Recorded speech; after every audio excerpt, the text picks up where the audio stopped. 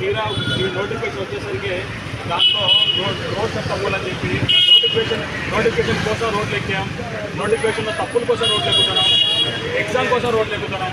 ప్రతి దానికి గవర్నమెంట్ మమ్మల్ని రోడ్లు ఎక్కుతానే ఉంది. సో మనకి ఎప్పుడు న్యాయం జరుగుతుంది? ఏ ప్రభుత్వంలో న్యాయం జరుగుతుంది? ఎవరు మనకు న్యాయం చేస్తారు? ఈరోజు మనం రోడ్లు అమ్మడి కుక్కల్లాగా పోతున్నాం. కనీసం మనం పట్టించుకోవట్లేదు. రోస్టర్లో మిస్టేక్స్ ఉన్నాయంటే కనీసం వాళ్ళు అర్థం చేసుకోకుండా ఏం మిస్టేక్స్ ఉన్నాయని కూడా కనీసం మన బాధ కూడా వాళ్ళు వినట్లేదు. రేపు పొద్దున మన ఎగ్జామ్ రాస్తే కనుక ఈ ఎగ్జామ్ అనేది ఎక్కిపోతుందో కూడా మనకు అర్థం కావట్లేదు. ఈ మెరిట్స్ అనేది కూడా ఇందులో నుంచి బయటికి పోయే అవకాశం ఖచ్చితంగా ఉన్నాయి. రేపు పొద్దున జరుగుతుందా అనేది కూడా మనకు అర్థం కావట్లేదు. ఈ సమస్య ఏదో ఈ ఒక్క సమస్య కాదు, ఇది యావత్ ఉన్న 2 రోజులే. ఈ ఉన్న 2 రోజులు గట్టికెక్కండి. ఇదో మెయిన్ కాస్త కోర్టుకి వెళ్ళాలని అర్థమైంది. కోర్టుకి వెళ్ళి చూపించగలిగితే ఆ 1998 కేసు లాగా ఈ 2018 గ్రూప్ లాగా వెనకుండా దానికంటే ఇట్లా సాల్వ్ చేసుకోండి.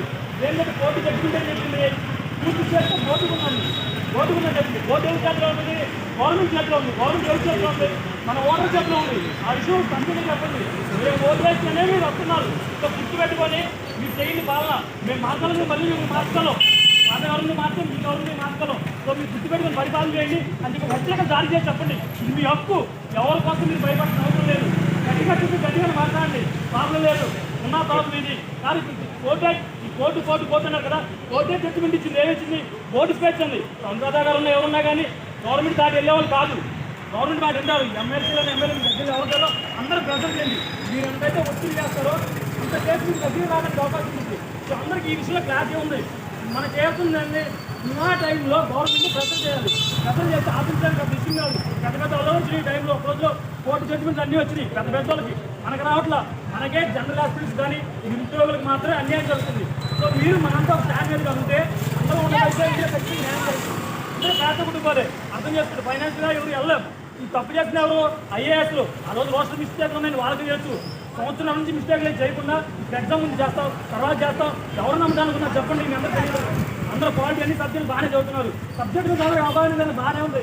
సో ఇప్పుడు మీకు చెప్తే మీరు క్రికెట్ కాదు. అందరూ బాగానే చదువుకున్న వాళ్ళు. గ్రూప్ యాక్సిడెంట్ రేపు అందరూ చూడండి ఆ గడ్జెట్ సైన్కి వెళ్తారు. అంతా స్టాండ్ ఉన్న మైండ్ ఉన్న వాళ్ళు. రేపు అవసరం మీరే రోజు తయారు చేయగల మైండ్ ఉంది. మీరందరూ ఆలోచించుకొని ఇందులో ప్రాబ్లమ్స్ అని తెలుస్తుంది. కాబట్టి గట్టిగా మీరంతా నిలబడి గవర్నమెంట్కి ఒత్తిడి తీసుకురండి. ఒత్తిడి తీసుకుంటే అనేది మీరు చేసిన తప్పులకి మా జీవితాలకు ఎందుకు అన్యాయం అవ్వాలి అని చెప్పి గట్టిగా మాట్లాడండి. తప్పు చేసిన ఎవరు వాళ్ళు విశ్రాంతి మనక మీరు చేసిన తప్పులు మీరే గౌరవించండి, మీరే చేయండి అని చెప్పి గట్టిగా రావాలి. రాష్ట్రం మొత్తం చేస్తుందే చేయాలి. ఒకే అర్థమైంది. కాబట్టి మనం చెప్పినట్టు ఒక ముందు తీసుకున్నారు కదా చాలా వెళ్ళాలని చెప్పి కోరుకుంటూ వాళ్ళు ఏం చెప్తే చేద్దాం.